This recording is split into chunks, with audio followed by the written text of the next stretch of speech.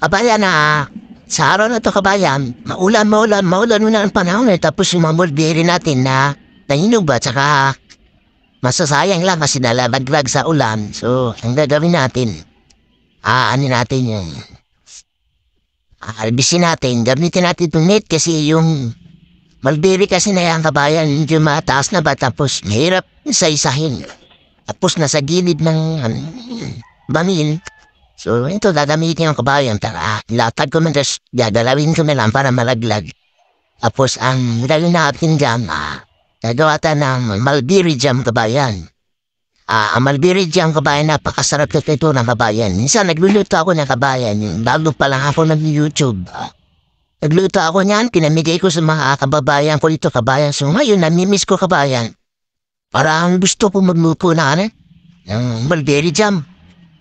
Makatikim naman tayo naman kasi sayang nalalaglag niyang kabayan. Kasi madalas ng tagbulan. So sayang naman, anliban sa kinakailan libon, gagawa ako ng jam kabayan para makatikim tayo ng jam. Kabayan, samahan ko. Yan kabayan, ito yung mulberry natin kabayan na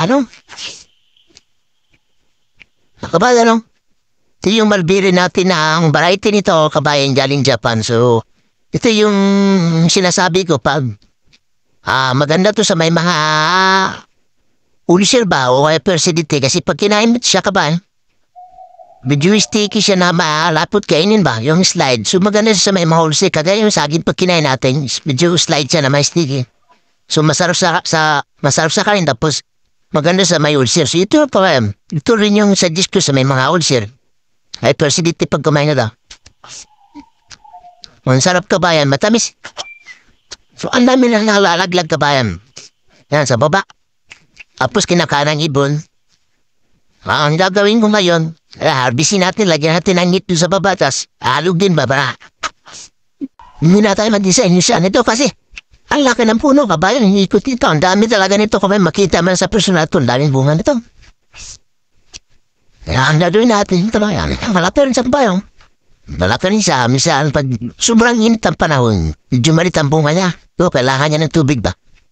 Pero kung ganito maulan pa na, malaki ng bunga sa bayan ito. Napakasarap kabayan. Kabayan lang. Sabi ba?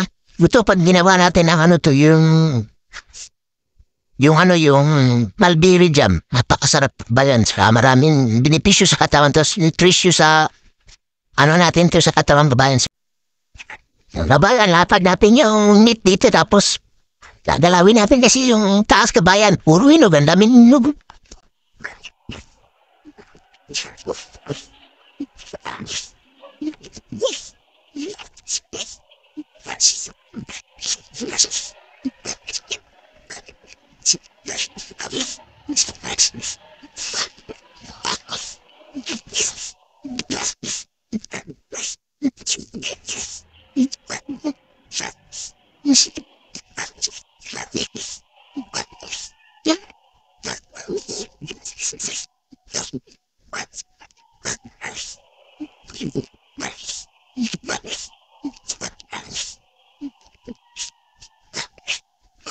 Ito mag-harvest na ang mulberry kabayan. Kung gusto mong magmamadali ka, ikutan mo lang yung puno tapos lagyan mo ng net, galawin mo sa taas. Sandali lang mag-harvest.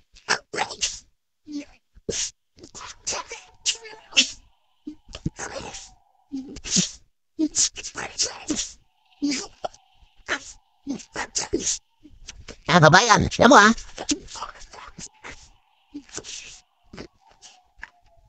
Dito lang to na portion kabayan pero ang daming bunga nito.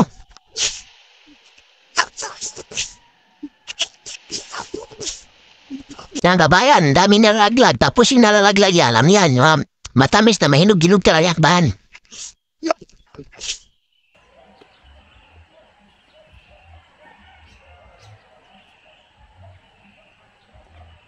So dito lang ito nasangar ito kabayan. Samantara ang dami. Ang laki nitong paikot na sa kabayan. So kung umusin to sa marami talaga.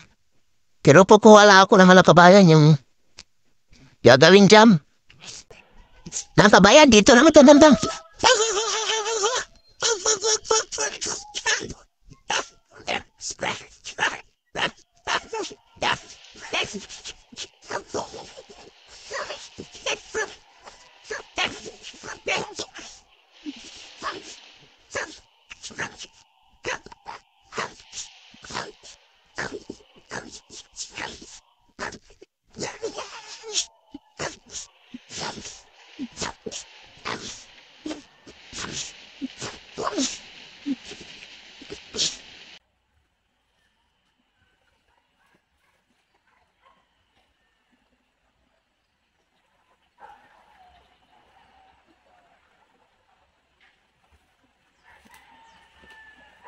So, ayun na kabayan, ito na kabayan.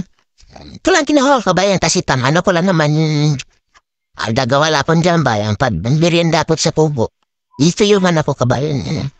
Alaman sa tinapay. Yan. So, pipilian pa ta kabayan yung mga luma.